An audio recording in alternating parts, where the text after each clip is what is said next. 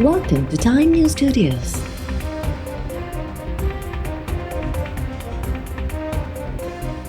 You are watching 4 p.m. Bulletin. Karachi में dumper जे टक्कर में भेण ऐं भाउ फौत, पीउ ज़ख़्मी। मशरियल शहरनि 7 डंपर साड़े छॾिया। एबीरा राशिद मिनास रोड ते हादसो पेश आयो। फौतनि में 22 वरनि जी मानूर ऐं 14 वरनि जो अली रज़ा शामिल। सदन पीउ शाकिर ज़ख़्मी थी पियो। हादसे बाद मशरियल शहरनि डंपर ड्राइवर फिरदौस खे पकड़े वरितो। मारकोटाबाद पुलिस हवाले। डंपर साण में मुलविस 10 ॼणा गिरफ़्तार। डंपर ड्राइवरनि जो अलासिब स्क्वायर वटि धरणो। कराची खां हैदराबाद ईंदड़ वेंदड़ ट्रैफ़िक मुअतल। SSP सेंट्रल धरणे वारे हंधि पहुची मुज़ाहिरीन सां ॻाल्हियूं कयूं। धरणो ख़त्म। ट्रैफ़िक बहाल। फ़ौत थियल भाउ ऐं भेण जो यूसुफ प्लाज़ा थाणे ते केस दाख़िल। क़त्ल जा कलम शामिल। फ़ौत थी वियल नारी मानूर जी ईंदड़ महीने शादी थियल हुई। सिंध हुकूमत शहरनि जी जाननि सां खेॾंदड़ डंपर माफ़िया खे लगाम ॾे। गवर्नर कामरान टिसूरी जो हादसे ते रद्द अमल। गवर्नर कामरान टिसूरी हादसे में भेण ऐं भाउ जे फ़ौत थियण ते अफ़सोस जो इज़हार कंदे चयो त वाक़िअनि ते शहरी कानून हथ में खणण खां पासो कनि। सिंध हुकूमत ज़िम्मेवार डंपर ड्राइवर खे सज़ा ॾियारे ऐं शहरनि जी जान सां खेॾंदड़ डंपर माफ़िया खे लगाम ॾे। कराची में हादसे बाद डंपर्स खे बाहि ॾींदड़ थेहरनि ख़िलाफ़ केस दाख़िल करण जो ऐलान। सिंध जे सीनियर सूबाई वज़ीर शर्जील इनाम मेमण चयो आहे त जेकॾहिं डंपर ड्राइवर ग़लति तरीक़े सां गाॾी हलाए मासूम शहरनि खां जानियूं खसियूं आहिनि त कार्रवाई कंदासीं। शहरनि मशर जी गाॾियूं साड़ियूं आहिनि, उन्हनि ख़िलाफ़ बि केस दाख़िल कंदासीं। CCTV फुटेज जी मदद सां कुझु माण्हू गिरफ़्तार कया विया आहिनि। असांखे ख़बर आहे त उहे शयूं छो ऐं केरु कराए रहियो आहे, पर साज़िश खे कामयाबु थियणु न ॾींदासीं। जेकॾहिं को ग़लति पैगाम ॾींदो त सख़्ती सां मुंहुं ॾिनो वेंदो। केरु ख़ुशफ़हमी में न रहे त शहर में बाहि ॿारींदो, अमुन ख़राबु कंदो ऐं लसानी जहिड़ा कराईंदो त उनखे छॾियो वेंदो, कंहिंखे बि न छॾियो वेंदो।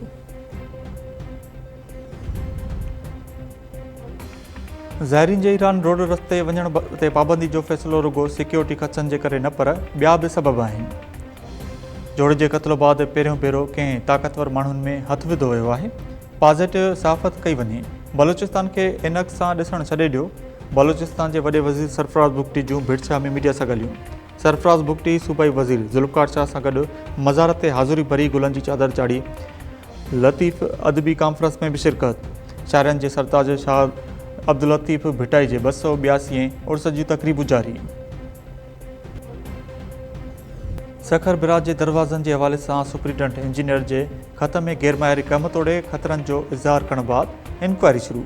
सखर बिराज प्रोजेक्ट जे PD ऐं एक्सियन सखर बिराज जवाब माणे छॾिया।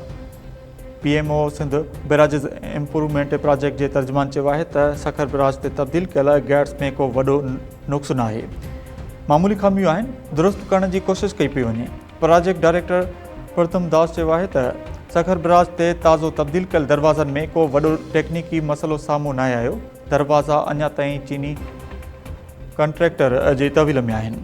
बाज़ाब्तो तौरु PMO ऐं नई बिराज अथॉरिटी हवाले कया विया आहिनि। गॾियल कमेटी मुआइनो करे मामूली ख़ामियुनि जी निशानदी कई, जिन खे दुरुस्त करण जी कोशिशि कई पई वञे।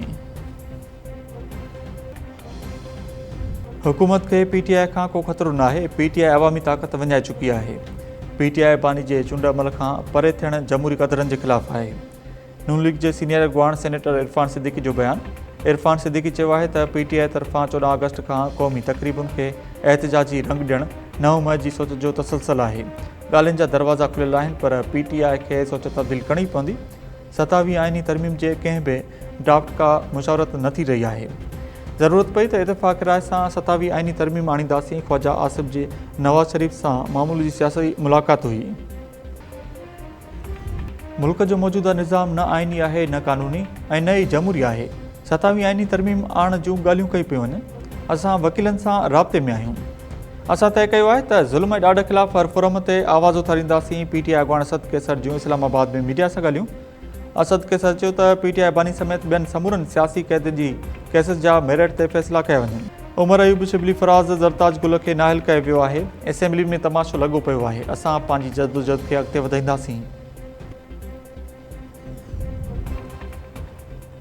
नेतन्याहू जे गज़ा ते फ़ौजी कब्ज़े जे ऐलान बाद इसराइल जे नाणे वारे वज़ीर हुकूमत किराइण जी धमकी ॾेई छॾी।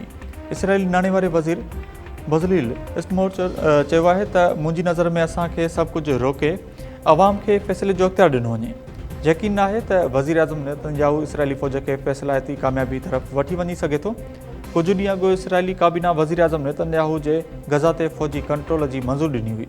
नेतन्याहू जो चवणु आहे त गज़ा में सिविल इंतज़ामी हुकूमत क़ाइमु कई वेंदी जंहिं में हमास ऐं फ़लस्तीनी अथॉरिटी जी का बि गुंजाइश न हूंदी।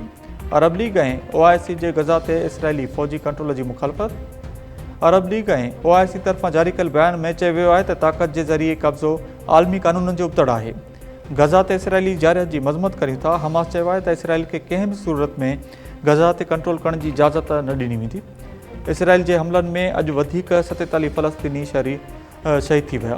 गज़ा जी सूरत हाल ते अॼु गॾियल क़ौमुनि जे सलामती काउंसिल जो हंगामी इजलास थींदो। नायब वज़ीर आज़म इसहाक़ डार सां तुर्क परॾेही वज़ीर हाकान फिदान जो फ़ोन ते राब्तो। ॿिन्ही अॻुवाणनि जी गज़ा ते इसराइल जे मुकमिल फ़ौजी कब्ज़े वारे मंसूबे जी मज़म्मत। इसहाक़ डार चयो आहे त गज़ा ते इसराइल जो मुकमिल फ़ौजी कंट्रोल आलमी क़ानून ऐं सलामती काउंसिल जे शरह जी भञकड़ी आहे।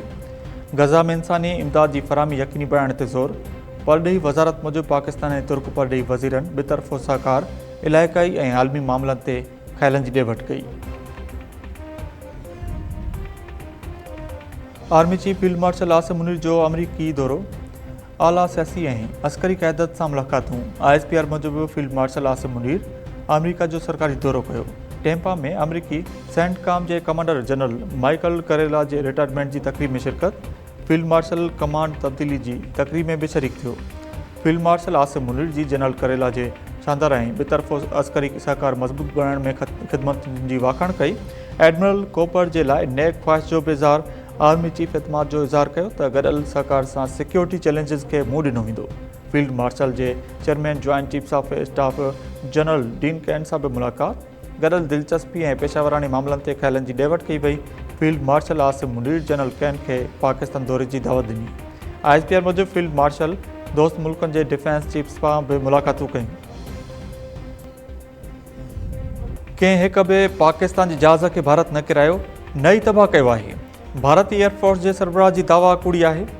दिफ़ा वारे वज़ीर ख्वाजा आसिफ ॿिन्ही मुल्कनि जे मौजूदा ज़ख़ीरे जी आज़दानी तस्दीक जो चैलेंज ॾेई छॾियो। जारी कयल बयान में ख्वाजा आसिफ चयो आहे त पाकिस्तान भारतीय वेढ़ाक जहाज़ ऐं S-400 दिफ़ाई निज़ाम तबाह कयो। 3 महीननि बाद भारतीय air chief marshal AP Singh बिना सबूतनि जे पाकिस्तान जे 5 वेढ़ाक जहाज़नि समेत 6 जहाज़ तबाह करण जी दावा कई हुई। मस्तोंग जो रेलवे ट्रैक ते धमाको। जाफ़र एक्सप्रेस जूं 6 बोगियूं पटड़ी तां लही वयूं। रेलवे अख़्तियारनि मूजिबि जाफ़र एक्सप्रेस कोयटा खां पेशावर लाइ सुबुह 9 वॻे रवानी थी हुई। को जानी नुक़सानु नाहे थियो। पंजाब जे इलाइक़े रहीम यार खान में बि कानपुर फाटक वटि अवाम एक्सप्रेस जूं 3 बोगियूं पटड़ी तां लही वयूं। ट्रेन पेशावर खां कराची वञी रही हुई। हादसे जो कारण मालूम न थी सघियो। लाखा रोड भरिसां ख़ासकेली बिरादरी जी 2 धुरनि में झेड़ो। चौपाई माल जो वापारी गोलियूं हणी क़तल। ॻोठु करीम ॾिनो ख़ासकेली में। जवाबदारनि गोलियूं हणी वापारी रहमतुल्लाह ख़ासकेली खे क़तल कयो। लाश अस्पताल मुंतक़िल। धुरनि में सिकताइण सबबि इलाइक़े में ॾका। वाक़े जो न केस दाख़िल थियो, न ई जवाबदार गिरफ़्तार थी सघिया। जैकबाबाद भरिसां पुलिस एहलकारनि जी मौजूदगी में नौजवान जी तज़लील। नौजवान जो मथो बिरूं ऐं मुछूं कूड़े मुंहं ते कारे मली वई। Video viral. मुतासिर नौजवान सलमान खोसो जे पीउ हुसैन बख्श खोसो चयो आहे त चोरी जो कूड़ो इल्ज़ाम लॻाए पुट जी तज़लील कई वई आहे। ॻोठाणे अकबर खोसो जो चवणु आहे त घर में चोर घिड़िया, हिक चोर खे सोगो कयो वियो। ॻोठाणनि तज़लील जो निशानो बणायो। SHO रज़ा मोहम्मद खोसो जो चवणु आहे त नौजवान सलमान खोसो खे चोरी जे इल्ज़ाम में पकड़े तज़लील जो निशानो बणाइण बाद पुलिस हवाले कयो वियो।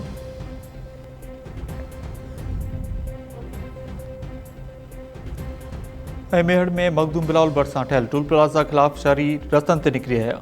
सियासी समाजी शहरी ऐं वापारी तंज़ीमुनि पारां मेहड़ बाईपास खां घंटाघर चौक ताईं 3 किलोमीटर पैदल मार्च करे धरणो। अॻुवाणनि चयो आहे त दादू ज़िले में गैरक़ानूनी तौरु ॿियो टूल प्लाज़ा ठाहे अवाम खां नाजाइज़ टैक्स वसूल कई पई वञे। गैरक़ानूनी टूल प्लाज़ा ख़तमु करण ऐं बदआमनी ते ज़ाब्तो आणण जो मुतालबो।